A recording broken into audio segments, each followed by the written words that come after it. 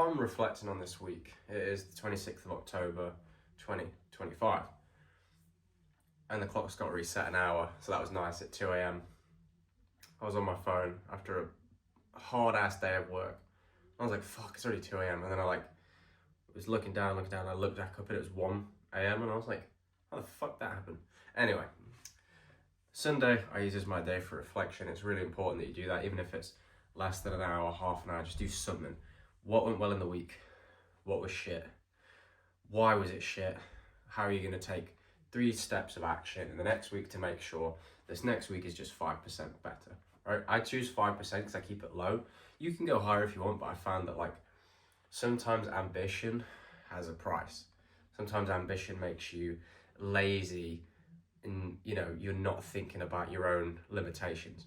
There's nothing wrong with trying to break those over time, but it's like being consistently consistent will reward you infinitely more than trying to just be perfect and do stupid amounts of hours every day, But the point I'm trying to get to on this reflection, I'm sort of coming towards the end of this burnout cold thing. I had it for almost 2 weeks now. It's just coming up to 2 weeks. And I'm at the point now where it's more like congestion. So at first it was just oh, your fucking throat's dry, your nose is dry, and you wake up and you're whereas now it's more just your voice is deeper in the morning and you're just coughing up weird green shit. But it's all good. I'm on the mend. But I just realized, I was every rep you do when you feel like shit is just worth so much more than the reps where you felt 100%. Because when you can work when you feel like shit, whether it's going to the gym, doing some business stuff, whatever it is that you need to do, you stack discipline and you build it where it's sort of your brain's nah, let's take today off, come on, have a rest. And you say, fuck you, and you do it anyway. You become more mentally strong, you've got more tenacity than most people. And sometimes that's all you need. Let's just say it was 7 days in the week and you versus a competition. Let's just say it's one person to do something. And after day 4, they're I'm tired, I need a day off. But you kept going, you're now a day ahead. By the end of the week, they did 6 days, you did 7. And that one day made all the difference between you winning whatever the fuck it was, right? It's a very simple analogy of it kind of thing. It's not a great one, I understand, but it's just more that one day could separate you, or you stack multiple of those days where you felt like shit and you still didn't give in to your mind, you kept going. They compound.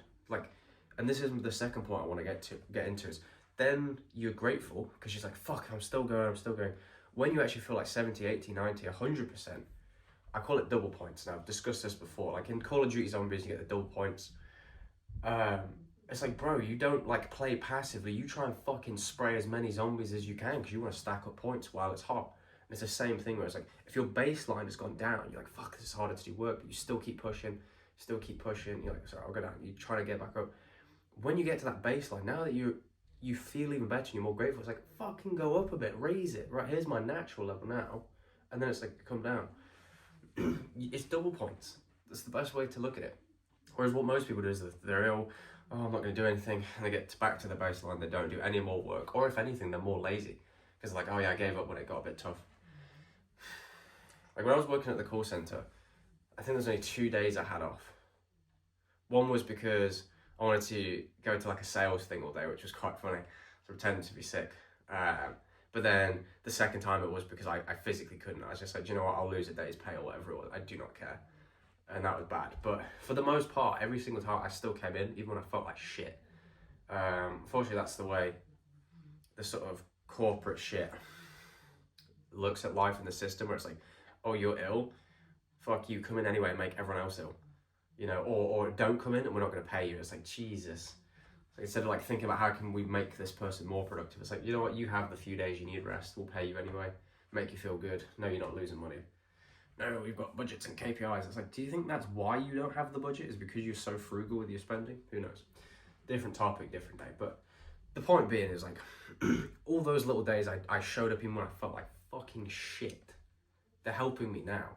And I remember on that the first time I was actually ill, I remember I actually got rest and I just slept in bed pretty much all day. I stayed in bed and I was I healed so much faster when I just stayed in bed instead of having to like force myself to go in. And I was like, interesting. So you might think, oh, this sounds counterintuitive to what you're saying is to go in when you don't feel like it. But I was like, no, what it did is it gave me gratitude. I said, right, when we can work for ourselves, we'll make sure if we're ill, we'll account for it and we'll stay in bed longer so that we can recover quicker, but not waste the day away and still get up anyway. So both go hand in hand. One is the ability of like, if you've got shit to do, no matter how shit you feel, you get up anyway and do it. And then on the other flip side is like, sometimes like the best thing you can actually do is to do nothing. Like just account for it. Like if you know you're ill, just go to bed a bit earlier so then you can get a bit more rest. And then you can attack the day harder, even if you feel like shit, because rest is what actually gives you quick recovery. Your body's like, oh, thank God we don't have to think. But you need both. It's yin and yang. There's no light without dark, you know? There's no love without hate. All that kind of shit. No good without evil. You need to have days where it's like you can still perform on your fucking worst day and beat someone on their best day, you know? It's easier said in practice, easier said in theory than actually practicing it. But if you can start getting to that point, like you will just fucking destroy your competition. That's where I'm at right now. I'm not destroying the competition, unfortunately, but it's just like every day where you're just like, no, I'm still gonna keep going, I'm still gonna keep going. They toughen you up mentally. And I know that when I feel good again, because I've probably still got like another 4 days of this shit maybe, I'll be even more grateful because I'm still working now, you know? I'll keep going. And then when I get to those 80-90% again, I'm gonna be like, whoa, double points, baby. And just go for it even more. But yeah, all I would leave you on is just like, don't give up when it gets the slightest sign of hardship. Keep going, you know? Whatever you're going through, whether it's illness or like, I don't know, some kind of depression-y stuff, you just feel like you can't do it, like just keep going. Remember, this is where everyone else quits. It's like, if you just keep going, eventually you will come out the other side. If you were, I don't know, how do you word it?